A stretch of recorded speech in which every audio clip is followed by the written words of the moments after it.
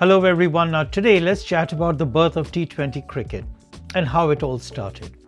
Now cricket didn't invent T20 because it wanted to be innovative and revolutionary. It invented T20 because of necessity and because it was running out of ideas and options. Because at the start of this century, the game, especially in England, was facing challenges.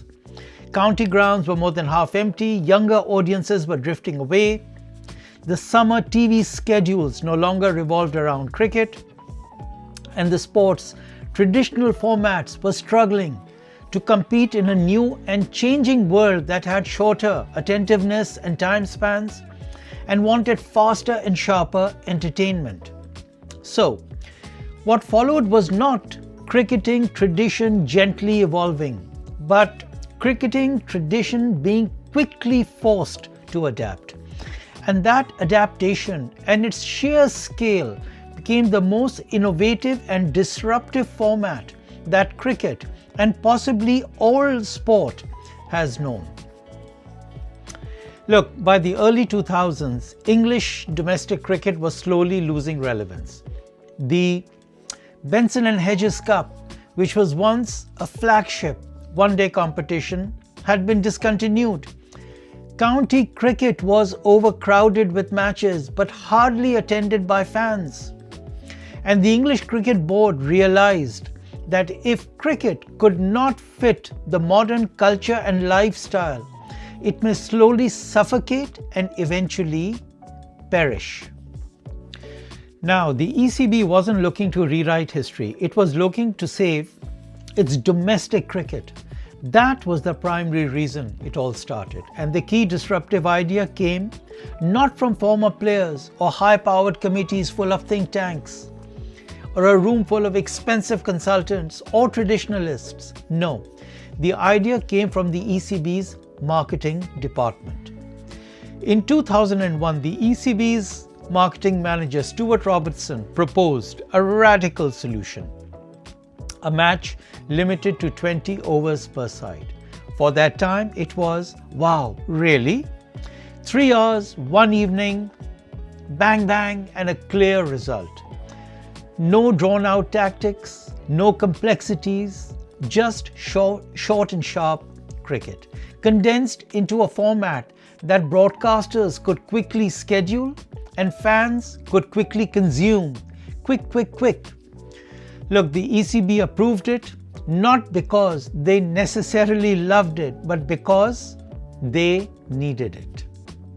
Now, the defining moment came on 13th June 2003. That evening, the inaugural 2020 Cup began in England, marking the official birth of the T20 format in English domestic cricket.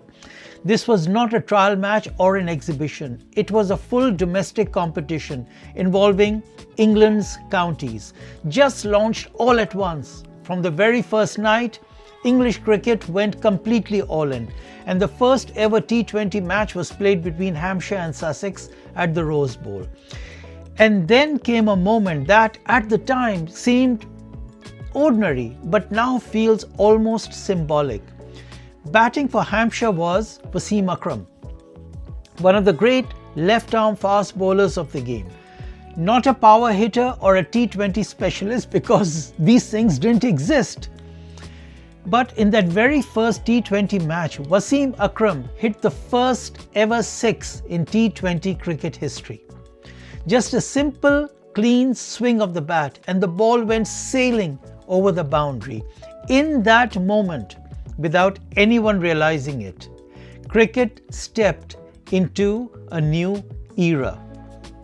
Now, the symbolism is important. The first six in T20 cricket wasn't hit by a batter raised on innovation or cricket entertainment. It was hit by a fast bowler playing county cricket in England in a format that had just been invented. It tells you some things about T20 cricket, that it wasn't planned, it wasn't polished, involving a lot of technique. It was disruptive from the start, and the crowds reacted immediately. And by 2004, a T20 match at Lord's attracted over 26,000 spectators. Not for a final, not for a one-off exhibition, but for a regular domestic game. It was unbelievable at that time. So what did this prove? That the concept had worked. It was a success. And the cricket administrators across the world sat up and took notice. So in 2005, Australia and New Zealand played the first official T20 international in Auckland. It was marketed as light-hearted fun, and the atmosphere felt new and experimental, like an exhibition match with nothing at stake. But the fan response was staggering. 30,000 turned up to watch. Cricket boards now had proof that T20 could work beyond England and beyond domestic cricket. Now, one can say that in time T20 was bound to happen. Cricket had been moving in this direction for a long time. World Series cricket had introduced night games, entertainment, and television-first thinking. One-day cricket itself was once considered not a serious format. The English domestic cricketers had experimented with shorter formats before, and tape ball cricket with a T20 type format was already being played on the streets in Pakistan. Fans had already shown they wanted quicker results. So T20 was certainly an innovation at the time, but probably inevitable. Okay, then on to 2007, when everything accelerated like a Ferrari. The ICC staged the first T20 World Cup in South Africa cautiously, almost as an experiment. We'll talk about this in a separate episode, as it's an interesting part of T20 cricket history. Now, India won that inaugural event. They had a young team. There was genuine emotion and joy when they won. There was MS Dhoni's cool, calm leadership. India won an exciting final against their arch rivals Pakistan, and in a legendary last over. Look, after which T20 was no longer just cricket entertainment either. It assumed its own unique identity. Then in 2008, the Indian Premier League, the IPL, was launched, and cricket crossed a line which took it to a completely different level. Franchise ownership, player auctions, billion-dollar broadcast deals, prime-time TV scheduling, global player movements, and the entrance of billionaire businessmen, and of course, beautiful Bollywood stars. And so T20 became a commercial engine, a juggernaut, an entry point into unparalleled media exposure and into a new kind of tangible and intangible power. So, why did T20 succeed? Well, it succeeded because it immediately solved a number of problems. It satisfied modern short attention spans. It fit perfectly into television and digital media platforms. It attracted younger fans. It created instant heroes. It generated huge revenues. It created an avenue for rich businessmen and the entertainment industry to get involved. And of course, possibly the most important factor, it shifted the balance of power from cricketing boards to the leagues, from tradition to consumer markets, and from the administrators to the broadcasters.